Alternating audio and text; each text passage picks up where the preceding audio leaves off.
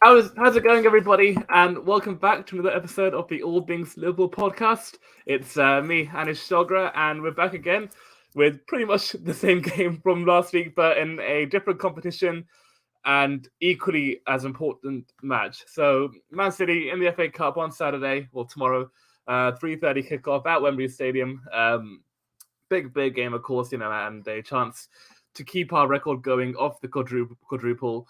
Um, and based on like the weeks both teams have had in Europe, and of course the game last Sunday, a real a real great opportunity for us to win tomorrow and to book our place into another final this season. So without further ado, let's begin with a recap of the week. So yeah, with the Champions League, of course, second leg ties.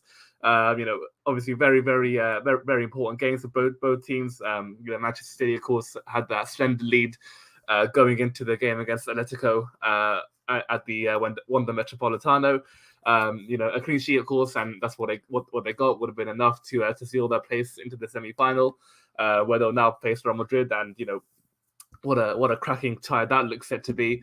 But of course, for Man City, it was a very strenuous game, you could say, for them, because I think they had to. Well, you can see how Atletico are, the way they are, the way they set up, the way Diego Simeone likes Atletico to play against teams in the Champions League. Very aggressive, very unsportsmanlike, and just not a nice opponent to play against. But credit to Man City, they did very well, and they showed real grit and determination, which is, I think, probably more impressive than what they ordinarily do, because we all know Man City can play wonderful football. It's the reason why they've been so successful in England over the last 4 or 5 years. But not often have we seen this kind of side of Man City where they had to hold firm, where they had to show grit and determination, and had to show a real resilience to keep Atletico out. And that's exactly what they did from the first minute to the last. Of course, they had that one really good chance in the first half. I think Gundogan hit the post, and there was a bit of a goal mouth scramble. So if that goal goes in, then it would have been a much more comfortable evening for Pep Guardiola's team. But they did very well. They got the job done, and now, of course, they're in the semi-finals where they'll play Real Madrid again. I'm pretty sure they played each other last season, I think, or it might have been the season before.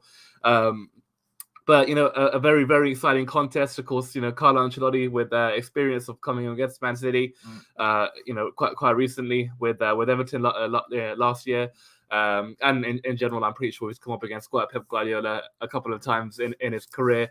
So, and of course, Real Madrid, being the masters in Europe, there'll never be any chance, I think, ever, that any team will catch up to the 13 European Cups that they won in their history. AC Milan are the next closest to them, and they're on 7, and they've not, they've not won the trophy in 15 years.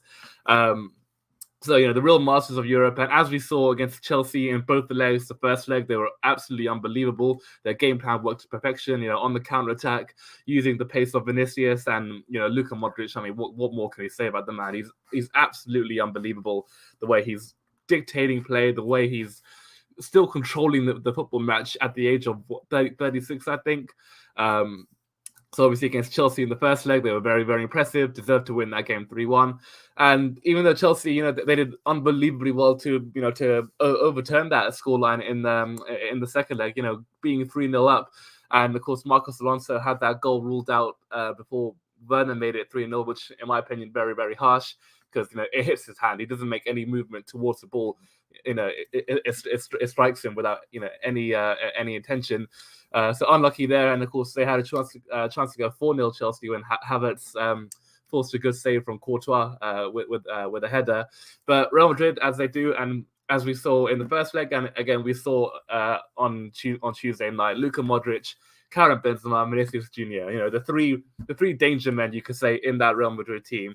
I mean, that pass from Modric at the time as well, when it was 10 minutes to go, 10 minutes away from utter humiliation and a real embarrassing result, he produces a pass I don't think I've ever seen in my life. from that far out, I think it was maybe like 40 yards outside of the right foot, and it's on a plate for Rodrigo, who, to be fair, finishes it very, very well. It was an excellent goal from the Brazilian, so fair play to him. But it's all about Luka Modric. The way he's still controlling the game, the way he's still dominating midfield, and the way he's playing and the way he's going. You can't see him retiring anytime soon. Even for Croatia, I'm not sure if he's retired for the national team, but if he isn't, you will fully expect him to be the most important player for the national side at the World Cup this summer. So unbelievable player there, really, really good goal. And then again for the second goal, Benzema haunting Chelsea yet again, and Vinicius Junior, of course, who got the assist. Brilliant goal, but a bit unlucky for Chelsea as well, because Rudiger slips just before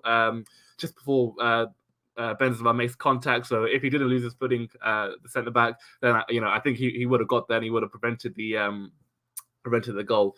But as we saw Real Madrid, despite facing adversity in that game, and even in periods at the first leg of the Chelsea tie, when it got 2-1, there were some moments of Chelsea where they really applied some pressure, and even at 3-1, Courtois made some very good saves in that tie. So if push comes to shove, if they have to, if their backs are against the wall, they do stand tall, and they do they do protect themselves and make sure they're always within a fighting chance of the game. So for Man City against Real Madrid, a wonderful, wonderful game. I would hope, and I expect it will be. And of course, in the final, both teams will obviously want one to get their City, especially having lost it last year, and still to get their hands on the European Cup. Real Madrid, of course, not winning it since 2018. So by their lofty standards, they probably think they're overdue one. And of course, they'll hopefully play us, which will be a wonderful, wonderful occasion for us. Again, for us getting back to the Champions League final since 2019. A great opportunity for us, and as well because of how things have gone for us. So Benfica, obviously the draw, you would have wanted Benfica. They were the team that everyone wanted, the weakest out of all the opposition there, in my opinion, alongside Atletico as well. And as we saw in the first leg, we won the game 3-1. Should have probably won the game 4 or 5-0. Especially based on the first half chances we had. And even on Wednesday night, when we had a lot of rotation, which was I was very happy to see that, because again, with the game on Saturday, obviously a much bigger game, much more important game, really. Given that we were already in a comfortable position on Wednesday night, so it was great to see some of the other players get some game time. So Konate, who started played the first game, and played the second game as well. So and I expect him not to be in the starting 11 on Saturday. So giving a rest to Van Dijk, Trent Alexander-Arnold the same. Just come back from injury, so great for him to have a little have a week off and make sure he's fully rested, fully recovered for the game on Saturday. Joe Gomez in his place did okay, I think. Tsimikas at left back. I mean, what a season he's having. I mean, it's a bit unfortunate for him that he's having to kind of play second fiddle to the top three, one of the top three left backs in the world, and in my opinion, the best left back. But when called upon, he's been absolutely unbelievable. I think this season now he's on 6 or 7 assists in 20 odd games. So that's an assist every 3 games, which is brilliant, and pretty much the numbers Robertson is producing as well. So he was fantastic. 2 excellent assists for Konate and for Firmino's second goal. Great for him. And again, Robertson getting a big break in midfield as well. James Miller getting some minutes. He's not. And I think that was only his second or third start this calendar year. So great for him to get some minutes and to keep some fresh legs. Same for Naby Keita. And then we saw Jordan Henderson start the game, then come off later on. So again, great, get some minutes, also get some rest. And as well in the front three, we saw Salah and Mane both rested. They came on after I think an hour.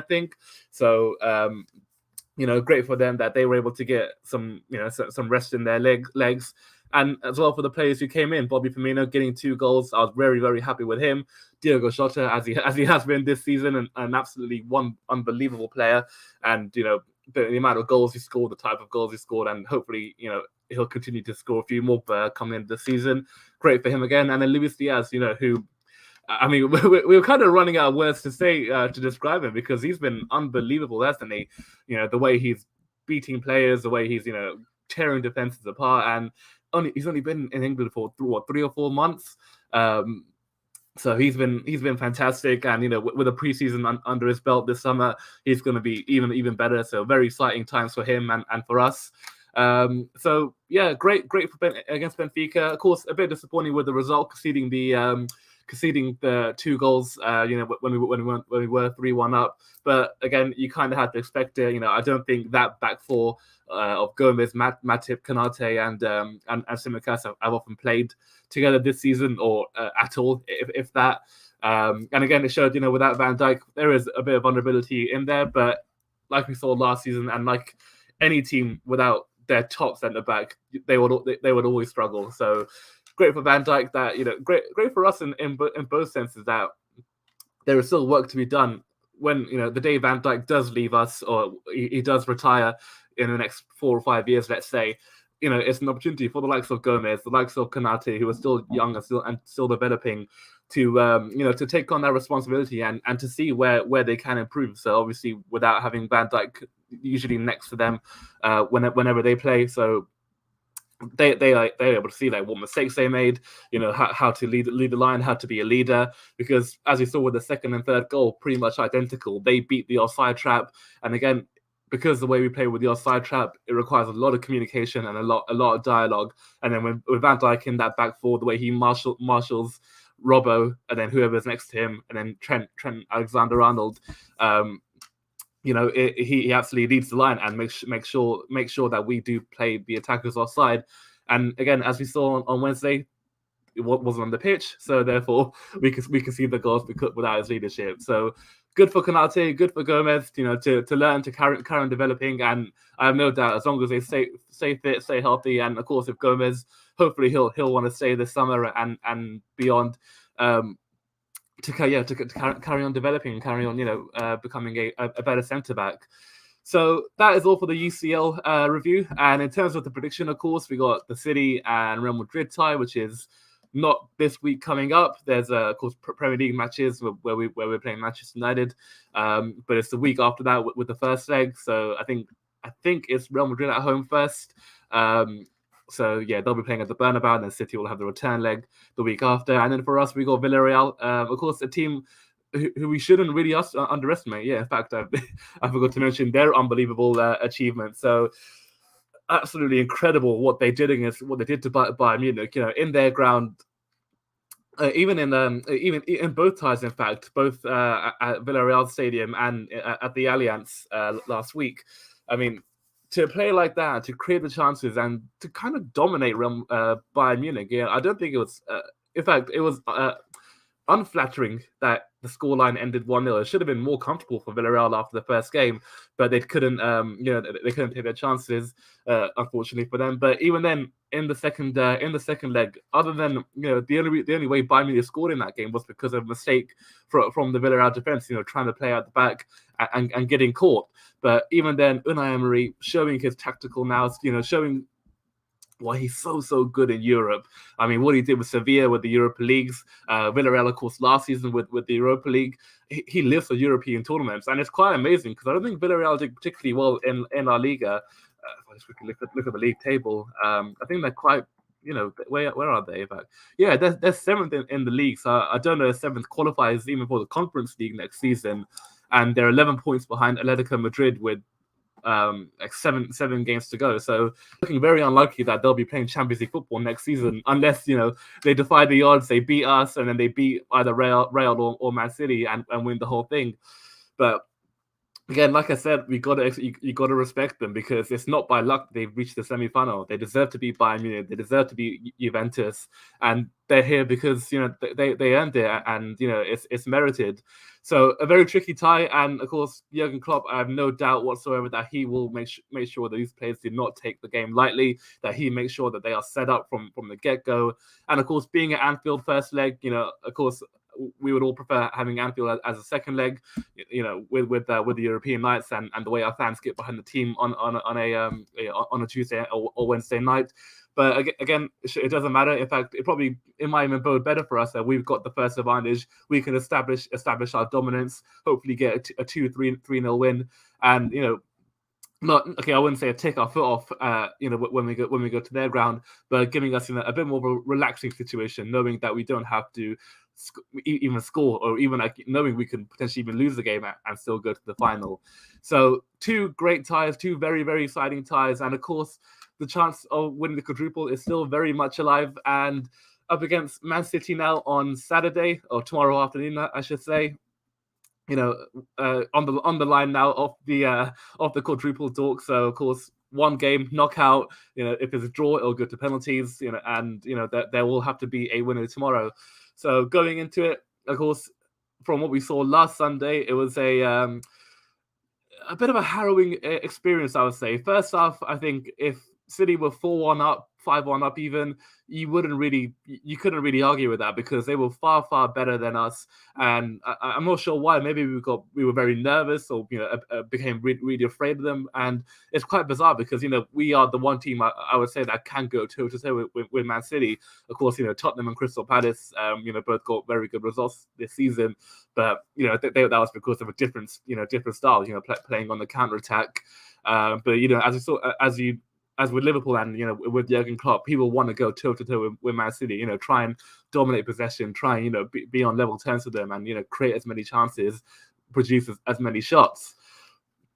And we didn't see any of that in the first half, bar the goal we scored. Really, excellent goal. Don't get me wrong, and a very very good move, but it was essentially against the run of play because City were absolutely dominant. And as we saw for the first goal, Sterling should have scored. I mean, it was an absolute sitter. Jesus did very well to put the ball across. But even then, City, they were just way more up for it. Maybe, and we looked a bit shaky. And Fabinho, I mean, I'm Fabinho's biggest fan. I love him to bits, and he's the best, and if not the only good CDM we've had since Javier Mascherano. But he probably he would admit himself he probably had his worst ever performance in a Liverpool shirt, and it was typified by that goal De Bruyne scored. Fabinho barely made a. But I mean, I was going to say impact, but I wouldn't even say he made an impact. He just let him walk by and let De Bruyne have a free license to shoot on goal, and via the deflection it worked out. So he struggled in that game. But he wasn't the only one. I thought Jordan Henderson was quite poor in that first half. Trent Alexander-Arnold was, found it a bit difficult. Joel Matip did as well. But as Jurgen Klopp has always said it, these guys are mentality monsters or mentality giants, however you want to say it. And it showed in the second half, and we were very, very good. And literally right from the kickoff, you saw we were far more controlled on the ball, far more composed and braver. That's probably the key word. We were not brave on the ball when we played against Manchester City in the first half, but we were in the second half, and that's how the goal came. Trent Alexander-Arnold playing it forward to Henderson, and Hendo gave it to Salah.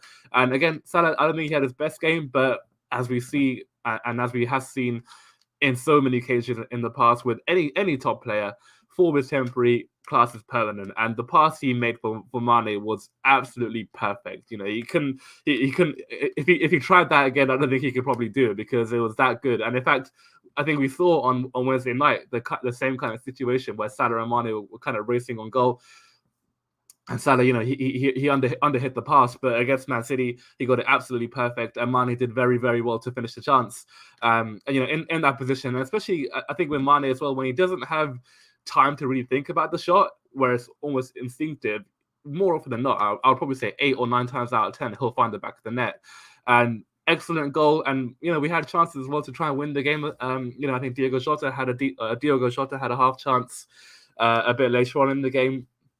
But also, we easily could have lost it. I thought, Sterling was offside for the goal, which made it 3-2, but then it was ruled out. Jesus, I think he had a couple of opportunities where he should have passed, but shot instead. And then right at the end, Riyad Mahrez, I mean, he's got some demons, hasn't he, against Liverpool? Of course, we had that penalty miss in 2018. In the last second of the game when he put it into row Z.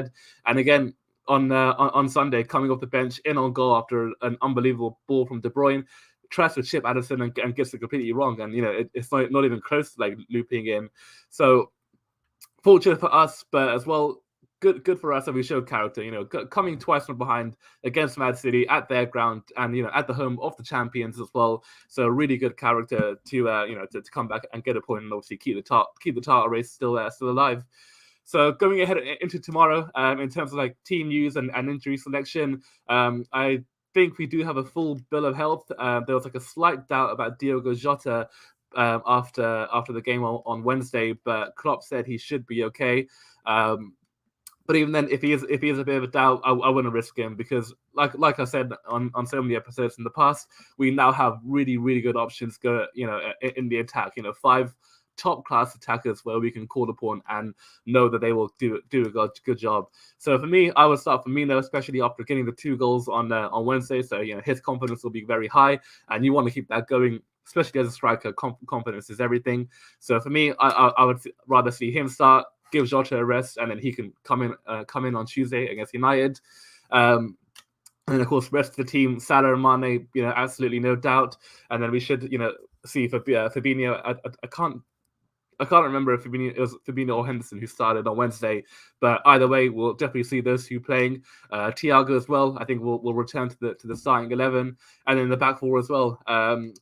Personally, for me, I would actually rather see Konate on Wednesday, tomorrow, just because I think with that pace and with that like power he has, I think it could prove to be a bit more beneficial than what Joel Matip provides. Don't get me wrong, Joel Matip, unbelievable player and has been fantastic for us this season. But every time I've seen Konate play, bar the first leg against Benfica where he made that mistake to make it 2-1, he's been very impressive and a really good player to watch at the back. And of course now he's trying to chip in with a couple of goals, which is fantastic. And and the way we are with corners and set pieces, they are a big part of our game. So for Konate, last 2 starts, 2 goals and 2 very good headers. In terms of accuracy, power, direction, it was everything that you want to see from a header. So aerially going forward, big plus for that from corners and set pieces, and as well, having that pace, having that power. And I think City, they probably, I wouldn't be surprised if they kind of lined up with the same attack they did last week with Sterling and Jesus and having that pace. So Konate for me, much quicker than Joel Matip. I would like to see him start alongside Van Dijk, and then of course Trent Alexander-Arnold at right back. Kelleher, as much as we love him and he's fantastic, I don't think he will start tomorrow. Even though he started pretty much all the cup games this season, and of course started in the Carabao Cup final. But I think we'll see Alisson in tomorrow. So yeah, in terms of the team, I'll go Alisson, Trent, Van Dijk, Konate, Robertson, then Fabinho, Hendo, Thiago, and then Salah, Mane, and Firmino for me. So hopefully the team that will do the job and we'll get the win and book our 3rd trip to Wembley this season. And of course, in terms of Man City, they have quite a lot of injury problems. I think Pep Guardiola is saying in his pre-match press conference today, I think Kevin De Bruyne is a bit of a doubt. Raheem Sterling as well. So of course, I think if he is fit, I think obviously they will both definitely start, but they might not be available tomorrow. And I think Carl Walker. It wasn't Raheem Sterling. Excuse me, Carl Walker. It was the one with the doubt. And in terms of the other players who could be available, Ruben Diaz, who's missed, I think, quite a lot of action recently. I think he's missed the last 5 or 6 games with a hamstring problem, but he looks like he'll be back either tomorrow or in midweek. So great for them. Obviously, Ruben Diaz for me, second best centre back in the league after Van Dijk. Maybe even you can make an argument that he's just as good. So I think he'll come back in if he's fully fit and completely ready, either alongside John Stones or Aymeric Laporte. Ederson, I expect to start. Jacques Cancelo, I expect as well. Rodri, of course, and Bernardo Silva. So even though they got injury problems, they're still an unbelievable team, aren't they? And the squad they have, the options they have, the amount of quality they have, in the 11 and on the bench, they've got more than enough to field a strong 11 tomorrow. So hopefully we get the job done, we get the win, keep that momentum going, and I think in total, in all competitions, if we make it to the final of both the FA Cup and Champions League, there's now I think 12 games left. So 12 games for these players, to write themselves down in club folklore, to make themselves even more legends than they already are. Obviously, a lot of the players are in the squad have done done something that 30 Liverpool teams or 30 years of Liverpool teams couldn't do by winning a league title. So they are already legends, and they've been absolutely wonderful for us. But another opportunity, another chance to, write themselves down in club folklore, and multiple league titles. As we saw with Leicester, you can win one, and albeit unlikely, it can happen, and it can be a bit lucky, but when you win multiple titles and multiple trophies, it's a real sign of how excellent a team is, and how powerful they are, and what they've achieved. So great chance for the players. 12 games left in all comps to win. Try and win all 4 if they can. Again, I know it's very, very unlikely, and we can dream as any football fan should, and as any football fan really could, but also very, very unlikely, because if it was easy, then anyone could do it. But hopefully we get the win tomorrow, get the win, and of course tee ourselves up for obviously a massive week again in the Premier League next week. Of course, our 2 biggest rivals. Of course, obviously Man City are the rivals on the pitch, but historically Liverpool, Man United, and Liverpool, Everton, they are the big matches, and they are the matches the fans look out for, for bragging rights and in terms of history. So for them, for City, for United and for Everton, of course, they don't have much to play for. Of course, I don't think United will get top 4, even if they won the remaining games. I don't think they have enough to even get above Tottenham. And of course, Everton, they still, their relegation, their safety is still, a bit under risk. They got that obviously big win last week, and Burnley dropping points, so 4 points clear now. But they still got a bit of work to do to make sure they're in the league next season. And as well, it would mean so much for them, to spoil our parade, and to make sure that we're not winning a 20th league title. So big week coming up. Tomorrow is the start of it, and hopefully we get the right result. That's all we got for today. Hope you all enjoy this podcast, and we'll be back again next week. See ya.